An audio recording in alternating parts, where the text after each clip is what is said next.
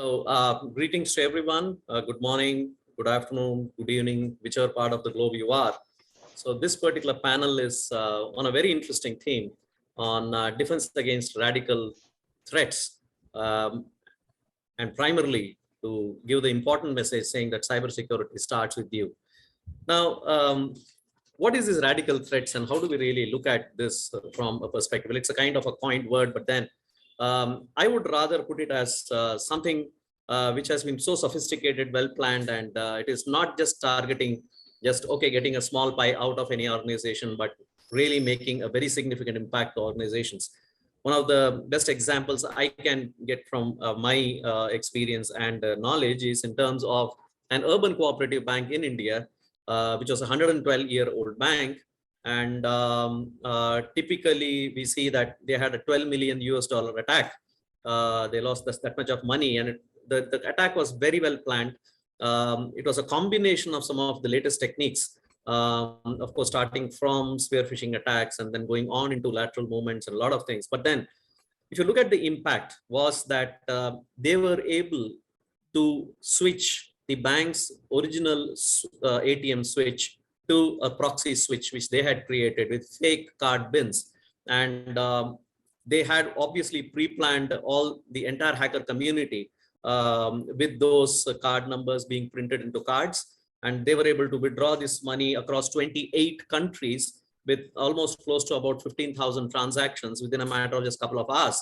And they just didn't stop there. The cash was withdrawn. Obviously, it did not affect the customer accounts, but then the money was gone because that was in that box there. But then they did not stop there. In the lateral movement, the hackers found out there was a vulnerable SWIFT capability, which is for international transfer of funds. And they were able to take over that system and transfer a good amount of money out to Hong Kong. And so the damage was done within, very, very small span of time. And by the time the organization could understand what was going on, they had already lost all the money. And obviously, getting back such kind of money often is a problem. So that is where we are moving in terms of the character of attacks, especially when it comes to very such coordinated, well-planned attacks. We have seen many of them happening with the Ukraine power grid and a whole lot of things which are affecting many of the financial institutions. So that's the background of this topic. But then ultimately everywhere, if you see, there is one vulnerability wherein it is due to a silly mistake or somebody not really waking up to a prior kind of message or whatever. So that's where I think the real caption in all this is the hackers are giving you a clear message. If you are an idiot, we'll make sure we use you. So that's a kind of, I think, a very, very strong message that is getting created. So it is time, I think, to wake up. And I have a fantastic panel with me.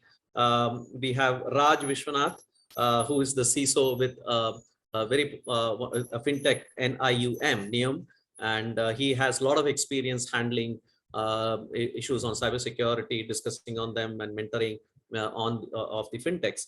Then we have KM Vijay Kumar, who is the Vice President of ISC Chennai Chapter and going to be soon the President.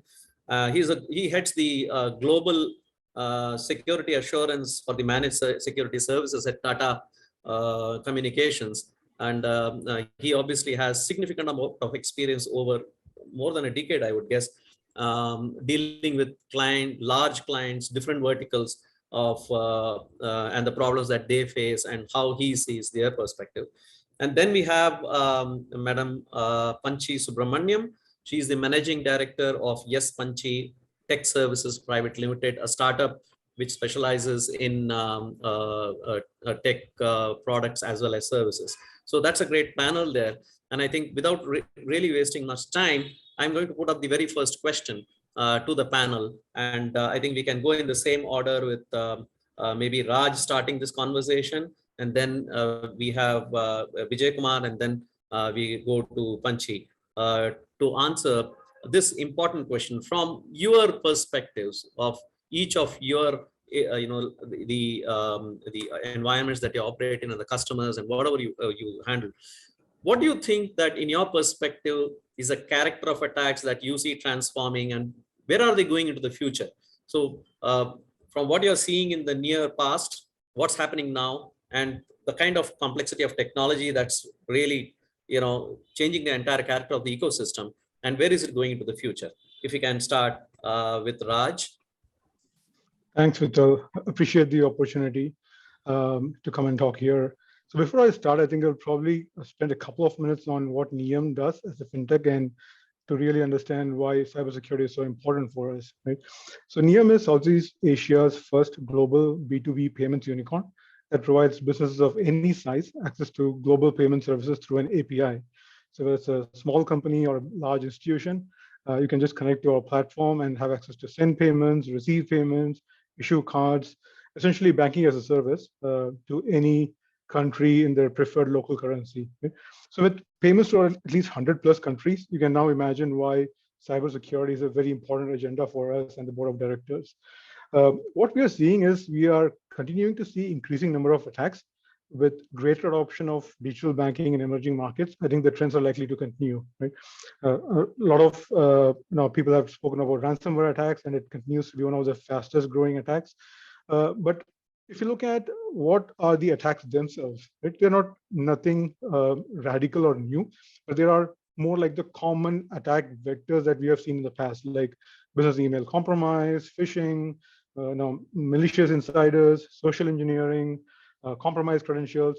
So if you look at the themes, right, there are still this age-old themes, but they are adding a radical new technology into it. If you think about like artificial intelligence, machine learning, these are the techniques not just used by companies in their businesses, but these are now getting used by the attackers to further finesse their attacks. Right? Earlier, you used to remember a badly worded email asking you to click on a link and send some information over, but now they are very targeted phishing attacks. Now you get an email, posing to be your colleague asking for a specific report, which is in your company's language, right? So they're mimicking that. How? Because they are using AI/ML techniques to understand how users talk to each other, and then mimic those styles to create those attacks, right? So they are using technology, but then what are they kind of exploiting? Not the technology, but the user themselves, right? So that's what we are continuing to see, and users continue to be the weakest link that we cannot spend enough efforts to make that link much more stronger. Great, thank you so much for those very important incisive insights. How more than those who should be using AI and ML, we have the not so good guys who are actually making big money out of that. In fact, when organizations are struggling with their AI projects, trying to see how to make money out of that. So that's a very interesting proposition. I think we'll go on to Vijay, because from the large clients and diverse vertical perspectives, I'm sure he has a lot of different perspectives with regard to how the threat landscape has been transforming, and especially with this kind of sophisticated attacks. Vijay, on to you, please. Thanks, Vital, for the introduction.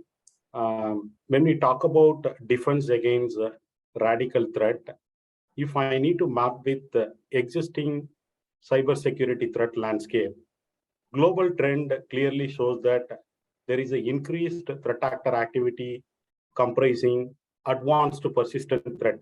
This is again predominantly state-sponsored APT groups targeting large IT firms, critical information infrastructure.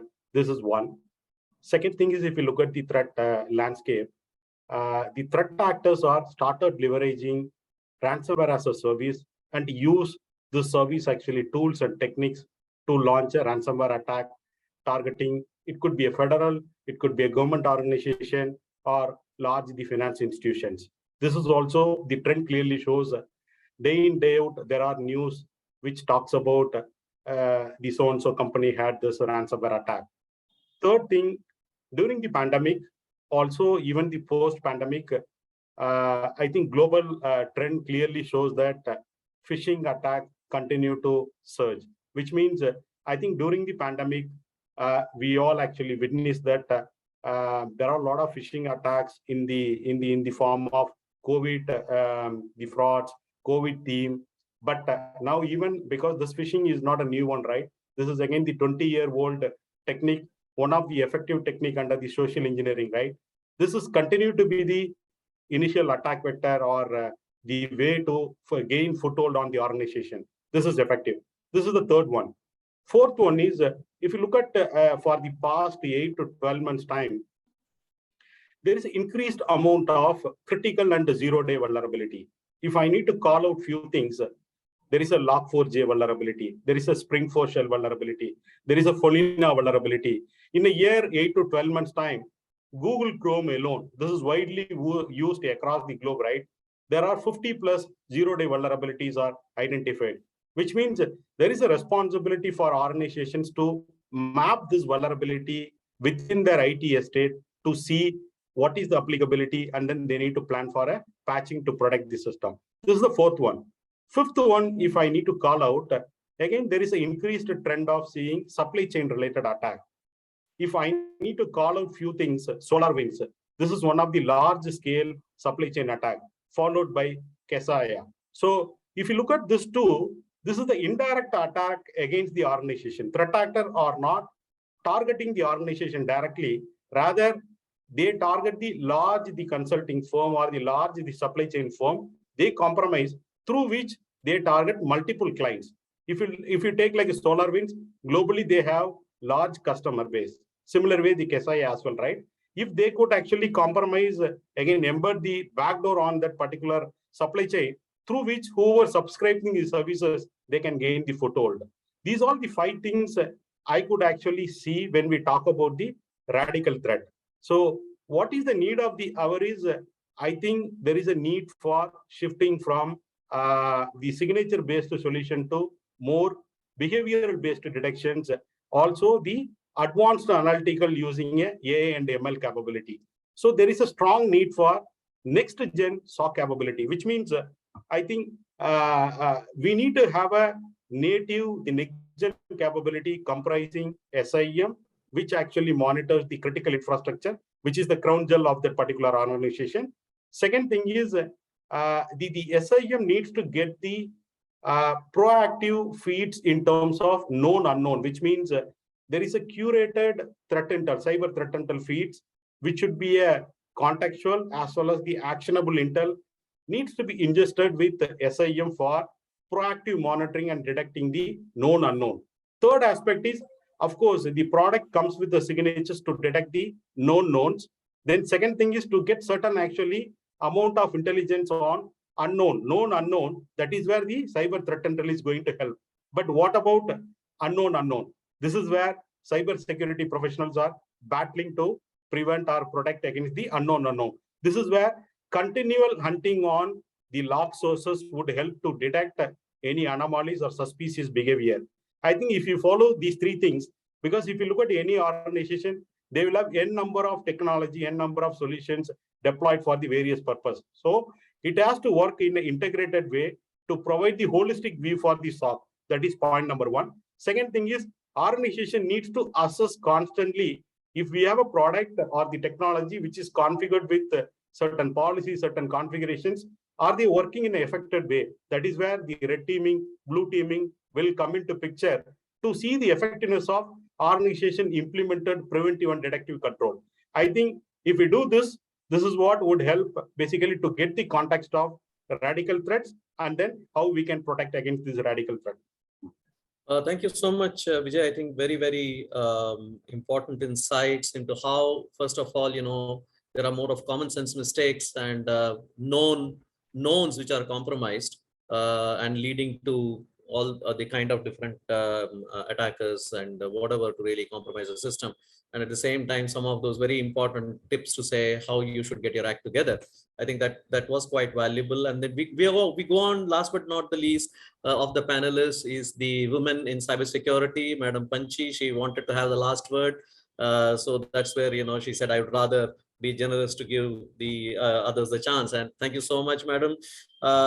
Maybe from your perspective, I'd like to hear about the threat landscape and how that's transforming, especially with the kind of clients, especially I think the SMBs that you work with, a whole lot of them. Your thoughts, please. Yes. When we come to SMBs, or maybe to be more specific in the banking sector, all these days, the daily banking were done using internet banking or mobile banking, and maybe real-time payment systems or fast payment systems like RTGS or National Electronic Funds Transfer, EFTs in many countries. And then nowadays, RTGS is also real-time gross settlement systems are also being used across many countries. But from here, when we come to cryptocurrencies, there has to be a special mention that from our olden age commodities, we have moved to metallic currencies, then paper currencies. Now we are moving towards the world of digital currencies. When we are moving into the world of digital currencies, are we first ready to accept the digital currencies as a issuer or also as a user? We have to do some basic cleansing of the whole system itself, like the way we utilize our banking channels. For example, the credential thefts as well as the privacy. Still, there are many places or many customers who lose their money because of the credential theft. When this itself is yet to be stabilized, we have to mature or educate our users, and the system has to be ready as a whole infrastructure and ecosystem itself when we move towards digital currencies. And why and what is the need to move towards stringent systems? Because not only in our banking, there is a huge metaverse world which is already being there using the token systems. The same token-based system we may implement in CBDCs also.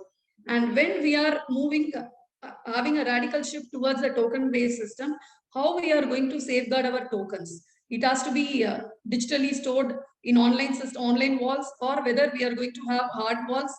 This is going to be a real challenge for SMBs as well as for common customers and for even for the large enterprises.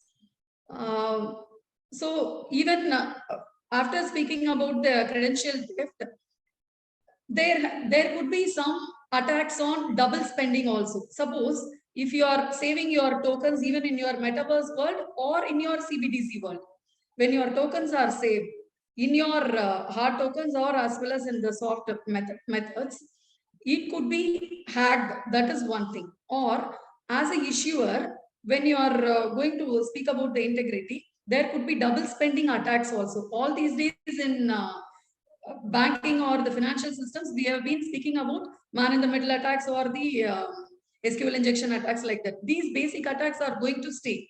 Along with that, some new type of frauds or attacks, threats are also coming in the industry. Maybe these things also we have to take care.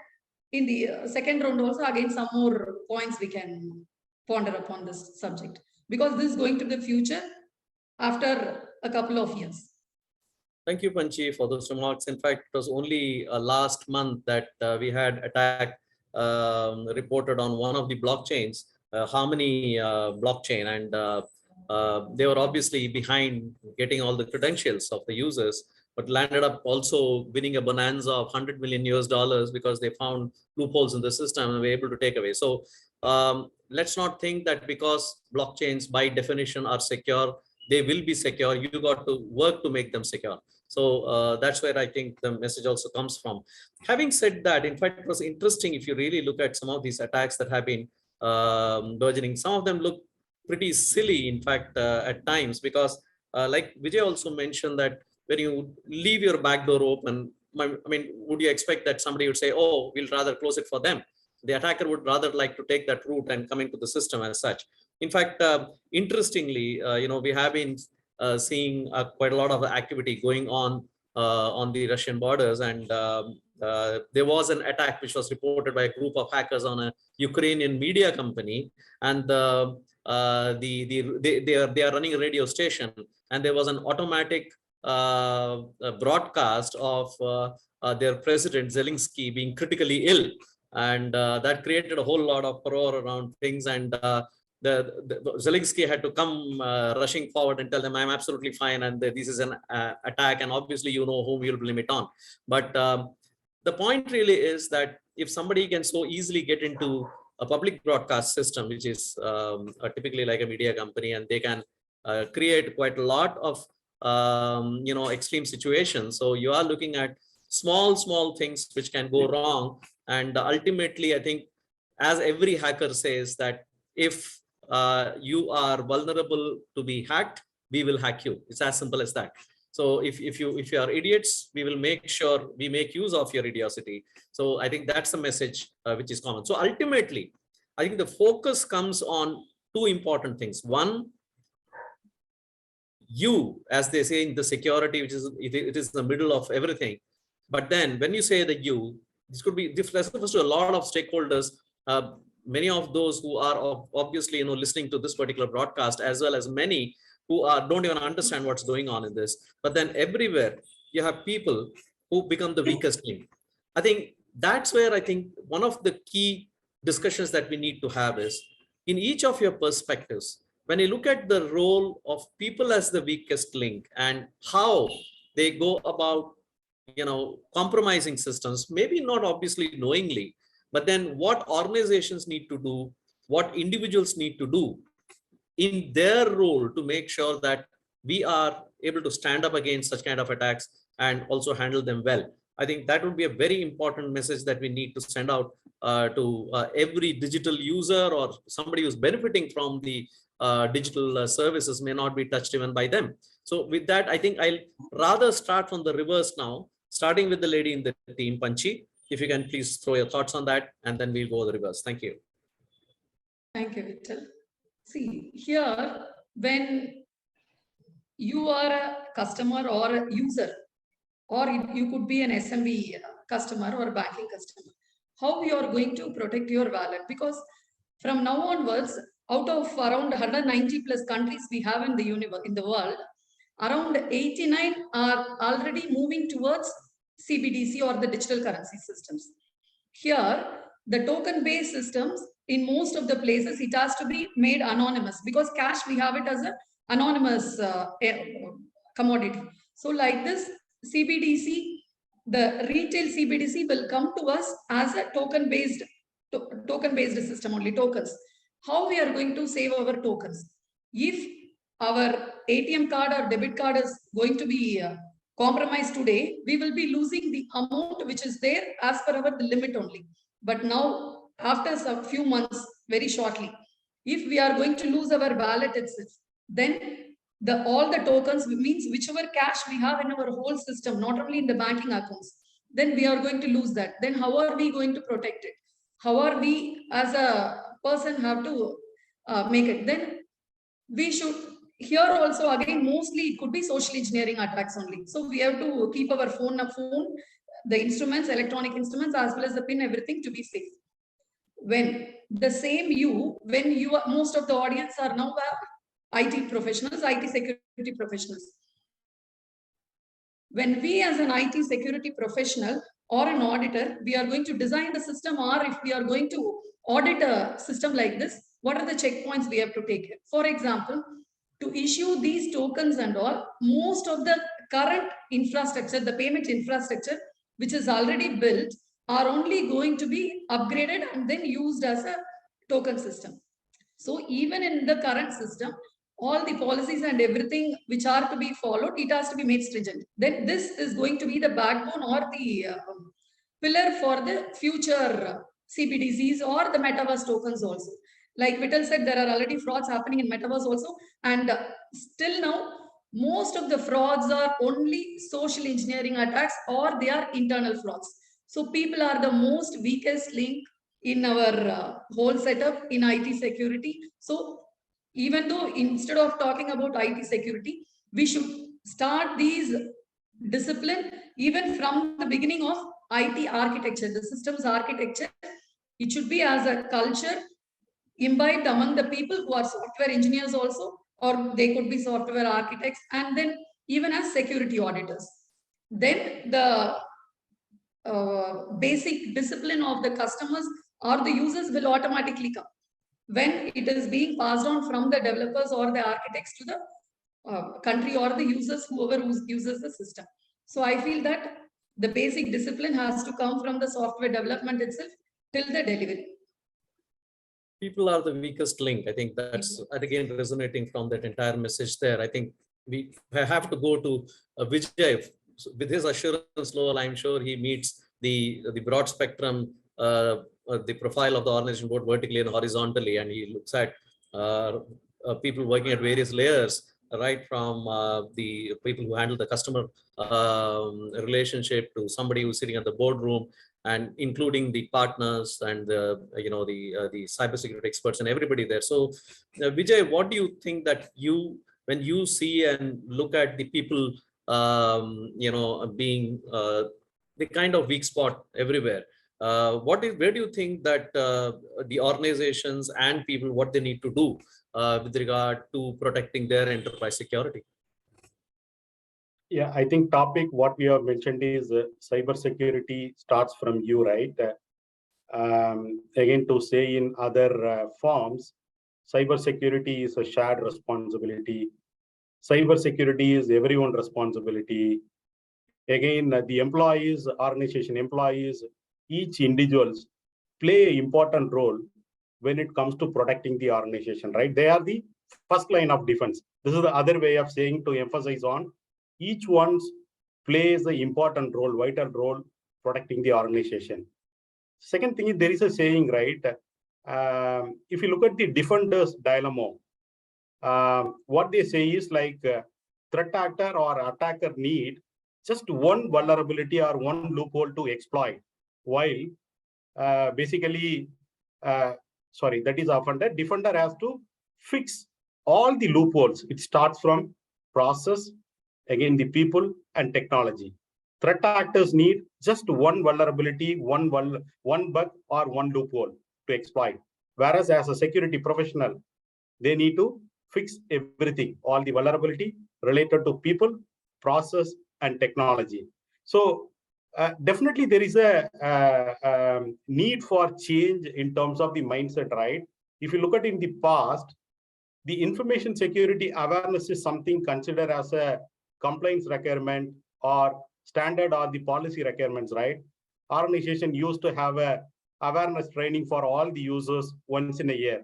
That's it, to meet the compliance or the certification requirements, right?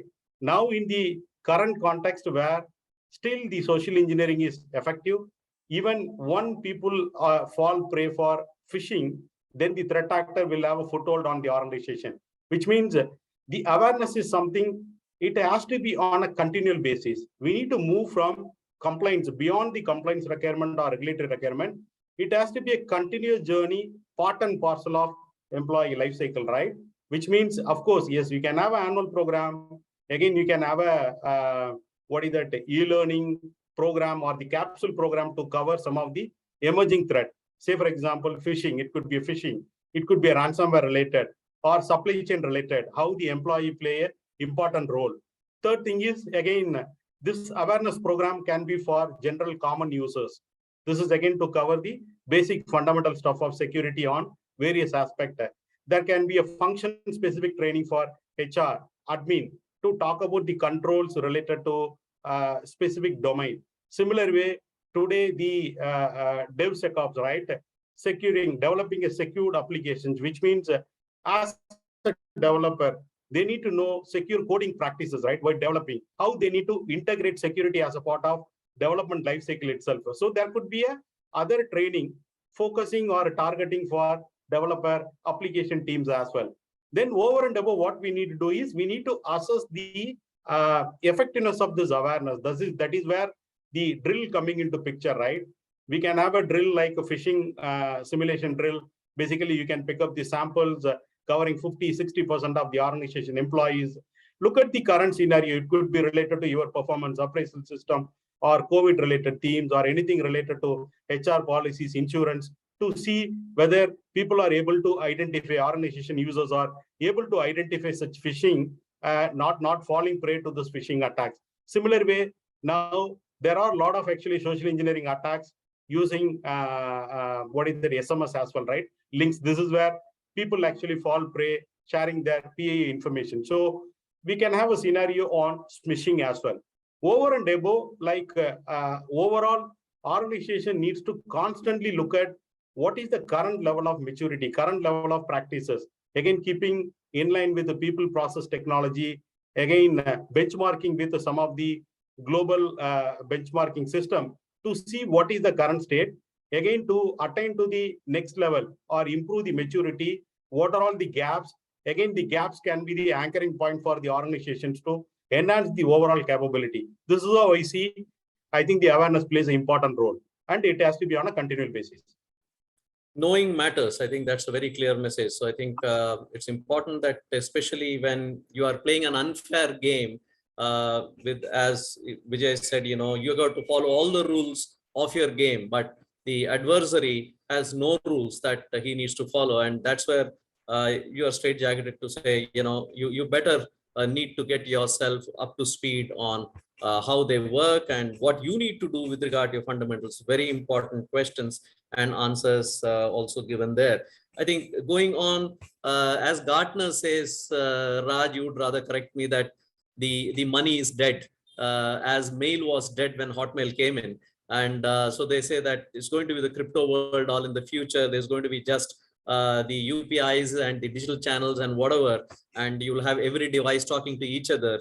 Alexa already does banking, I guess. So from your point of view, looking at the pace at which we are looking at the technology really galloping away, I'm always reminded of this, you know, this quote from someone who said that by the time I knew the answers, they changed the questions. So I think that's what is happening with the technology. That's what is happening with cybersecurity landscape. That's what is happening with the regulatory side of cybersecurity. I think we are looking to hear from you, because you are in the most regulated segment, and you are looking at the thick of technology shaping up for the future, and especially with the centerpiece being money. How do you look at the key roles that common people who would be actually embracing this system, putting in their very hard-earned money, really need to be brought up to speed by organizations? And what do you think would be the strategies that they need to bind themselves at the foundational aspects of their strategy with regard to fintechs and whatever is happening in your space? Yeah, sure. I think you just mentioned about a recent crypto hack as well, with $100 million bonanza, right? So, and that's kind of motivating the attackers. So gone are the days where you need to spend a lot of effort in hacking into a company, and then probably they get out a few millions at the best, right? Now, crypto has enabled a network where you can have $1 billion hack, right? So in any organization, if you see there's a revenue generating function and there's a cost function, right? And usually we cybersecurity folks are part of the cost function, and there's a lot of focus on prioritization on the revenue generating enhancements rather than the cost. And we cybersecurity folks have to make sure that we put in the most efficient controls at the right cost, right? So there's always going to be a mismatch in terms of attackers being motivated by revenue versus control implementers who are trying to reduce the cost, right? And that's where we're trying to be more efficient and see how we can continue to improve on some of the hygiene controls and make it better. Vijay mentioned a good point about phishing and doing this continuous awareness, which is like the hygiene level, right?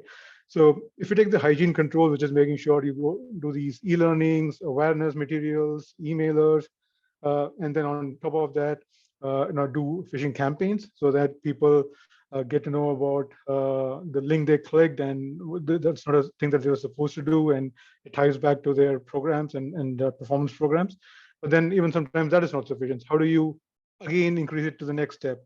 How about using artificial intelligence, machine learning based email security solutions, which kind of learn about how the usual emails are coming through, what are the common pattern of emails that an employee receives, and if there's anything beyond the pattern, alert the security folks or take some actions based on that, quarantine those emails, right? So again, use of technology to further enhance our existing control against phishing. Even sometimes that is not sufficient, because if you see, most of the controls that we're talking about was to secure our business emails, right? Now, attackers are sending emails to the personal email addresses of employees. The same, because we have now secured our business emails, they're sending the same emails to the personal email addresses, personal WhatsApp numbers, personal mobile numbers, right? So which means that we're now not just the closed environment of your company and the business emails, but also looking beyond that. That's where the external threat intelligence comes into play. How do you monitor your fake sites that are being created, fake profiles that are being created? So some of the really good solutions that have come up on external brand monitoring, external executive monitoring, which can help us understand what the threat intelligence is, right? So again, we can further enhance the controls, which is again from a phishing point of view. So just one topic of phishing, you could see the enhancements we need to do and the levels of maturity we need to put in to make us more secure, right? And the other important message I want to give is, again, touching upon Vijay's point on secure by design, right? How do we move further left in the design life cycle? We need to get into a place where we stop vulnerabilities or insecure code before they reach the production environment. And the more shift left approach we use, which means that during the secure coding, implementing security coding practices, when you're designing a system, implementing the appropriate security controls. In fact, for our businesses in fintech, everything's based on APIs, right? And within APIs, it's just not the vulnerabilities, but it's also logic attacks that can happen, which means there's no vulnerabilities in the code. It's all perfectly fine. But the way the design has been done on that APIs, it means someone else can exploit that logic and still compromise us with no vulnerabilities in the code, right? So which means the further shift left on the design process is much more important right now. We need to make sure when systems are getting designed, systems are getting changed, we are looking at the patterns and see what needs to be improved from a security point of view and implement those controls, implement those safeguards, even before they get into the production environment, right? And that helps us in getting a bit more secure and then prevent those vulnerabilities from getting into the production environment.